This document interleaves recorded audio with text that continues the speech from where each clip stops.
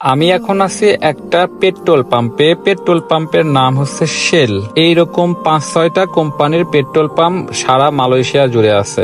আর এই সব পেট্রোল পাম্পে ম্যাক্সিমাম বাংলাদেশি প্রবাসী ভাইয়েরা কাজ করে থাকে। ৫-৬ বছরের গাড়ি চালানোর অভিজ্ঞতায় আমি যেটা দেখেছি সেটা হচ্ছে এই সব পাম্পে যখন আমরা বাংলাদেশিরা গাড়ি নিয়ে তেল ভরতে যাই, তখন দেখবেন এই জায়গাতে যে বাংলাদেশি ভাইয়েরা আছে তারা কিন্তু সহজে আমাদের গাড়ির কাছে আসতে চায় না। কারণ তাদের ধারণা হয়ে গেছে বাংলাদেশিরা যদি পেট্রোল পাম্পে পেট্রোল ভরতে যায় তাহলে তাদের একটা টাকাও টিপস দেয় না।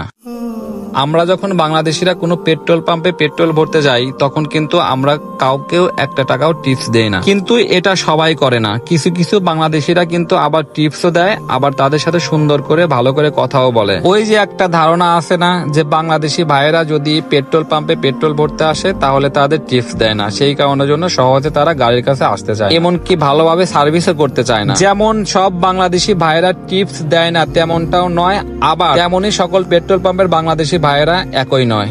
পেট্রোল পাম্পে কাজ করা কিছু কিছু বাংলাদেশি ভাইয়েরা আছেন, বাংলাদেশিদের গাড়ি দেখলেই তারা দৌড় দিয়ে ছুটে আসে বাংলাদেশি ওই ভাইয়ের সাথে হাত মিলানোর জন্য। মালয়েশিয়া সহ সারা পৃথিবীর মাঝে আমরা অনেক বাংলাদেশি ভাইয়েরা আছি, তারা গাড়ি চালাই। তাদের কাছে আমার আকুল আবেদন থাকবে, দয়া করে যখন আপনারা পেট্রোল পাম্পে তেল ভরতে যাবেন একটু খেয়াল করে দেখেন ওই পেট্রোল পাম্পে আপনার দেশি কোনো ভাই আছে, দয়া করে তাকে ডাক দিয়ে তার সাথে সুন্দর করে কথা বলুন, কিংবা আপনার যতটুকু সামর্থ্য থাকে তাকে দিয়ে বলেন ভাই আপনি পানি খায়েন, তাই দেখবেন অনেক খুশি হবে তারা। পরবর্তীতে যখন আপনি ওই একই পেট্রোল পাম্পে যাবেন তখন দেখবেন আপনার কাছে দৌড় দিয়ে আগে চলে আসবে। ভাই পৃথিবীটাই টেক অ্যান্ড গিফটের, আপনি কারো কাছে কোনো কিছু আশা করলে তাকে অবশ্যই কোনো কিছু দিতে হবে। আর যে সকল বাংলাদেশি ভাইয়েরা পেট্রোল পাম্পে কাজ করেন তাদের উদ্দেশ্যে আমি একটা কথাই বলতে চাই, ভাই সকল সময় মানুষের পরিস্থিতি এক থাকে না, সব সময় মানুষের কাছে টাকা পয়সা থাকে না। আমি অনেক খেয়াল করে দেখেছি পেট্রোল পাম্পে কাজ করা কিছু কিছু ভাইয়েরা আছেন, তারা মালয়েশিয়ান, ইন্ডিয়ান কিংবা